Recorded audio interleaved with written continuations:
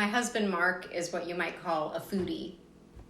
Before that, he was a chow hound, and he'd make us drive all over town looking for taco stands. And I'm not talking these fancy taco trucks that are all trendy these days. I'm talking some guy on a street corner at 2 a.m. frying head cheese in an aluminum tray over a hot plate. But somewhere along the way, he became a foodie. Because Mark, who never really had any real prospects. I mean, he was a philosophy major, for God's sake. Well, he came into some money. Well, a lot of money. And so I guess both of us, because by that point we were married, became something close to rich. He became a food tourist. We didn't go to San Francisco. We'd go to Yountville. We'd go to Portland because some guy was doing incredible things with pheasant. I mean, we went to El Bulli before it closed 3 times. Who goes to El Bulli 3 times? Do you know how bad that road is? But this was Mark's passion. And he was not the only one. Everywhere we went, we would find them. Couples just like us, well-kept, who had a bit more money than they knew what to do with. People well-versed in sous vide and molecular gastronomy who traded tips on where to get cheese from unpasteurized milk from France and which butchers made the best prosciutto. Maybe the fact was we were hungry. We were hungry for something that tasted really good. And when we had that, we were hungry for something that tasted great. And on it went until we had to have something exquisite, something we'd never had before. We demanded the sublime on a platter. And we ate everything that was set down before us. I mean, if a chef had plated John the Baptist's head, I'm sure we would have eaten that too.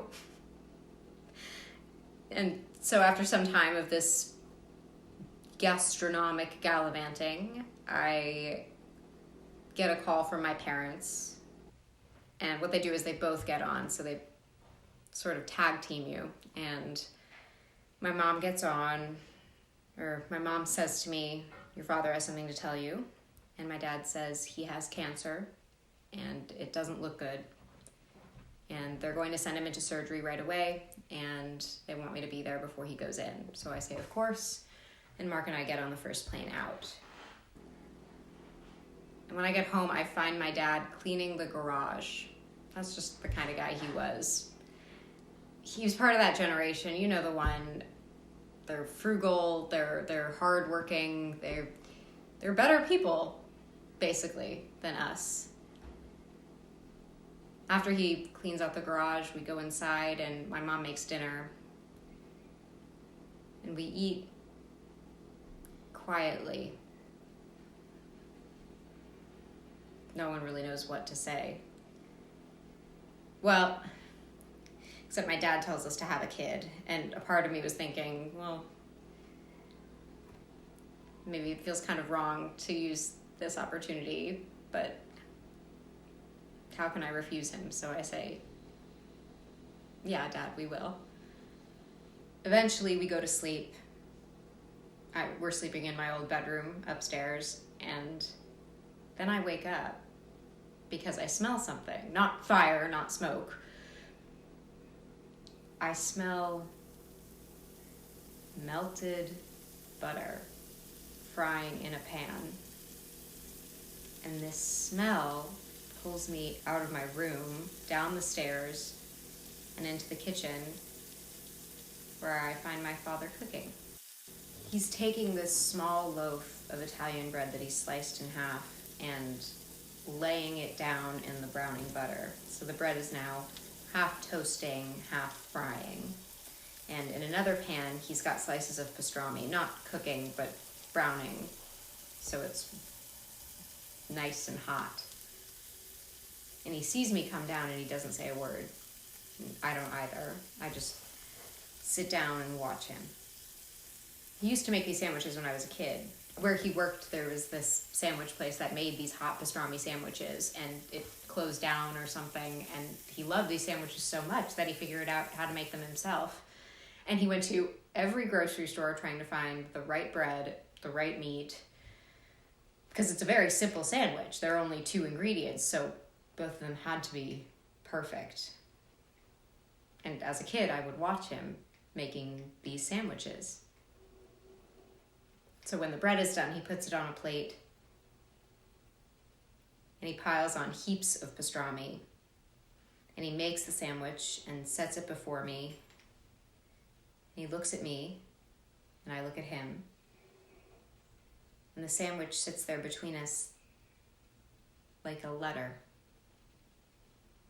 like a contract addressed only to me.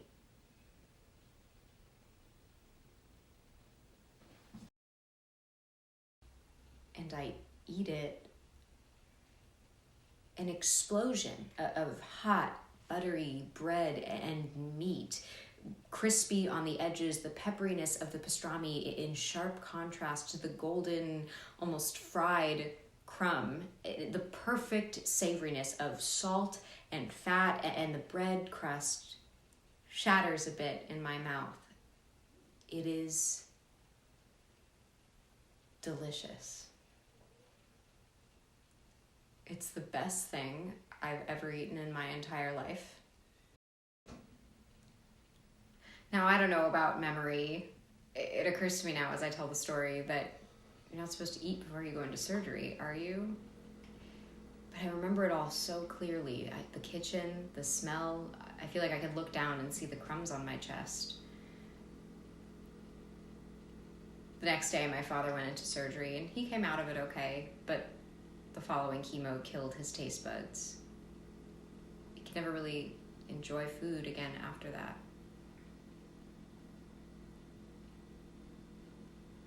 His remission lasted 3 years. After he died, I remember cleaning out the fridge for my mom, and it was full of potatoes and frozen vegetables. That's all he ate at the end. Mark and I did end up having a kid, and we stopped being tourists for food. Eating changed for us. We ate at home. We ate simply. That old life just didn't make sense anymore. Every once in a while, I still feel that old stirring, that old hunger.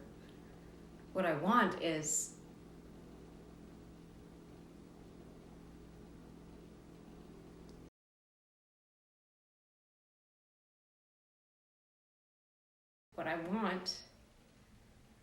a restaurant that's going to give me Los Angeles, 1982.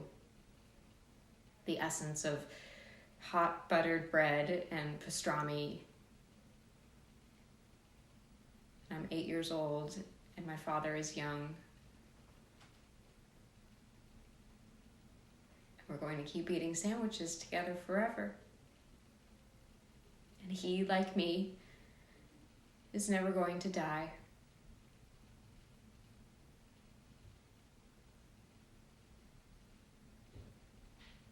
We were empty once, but now we're full. And I'll never eat anything so good again in my life.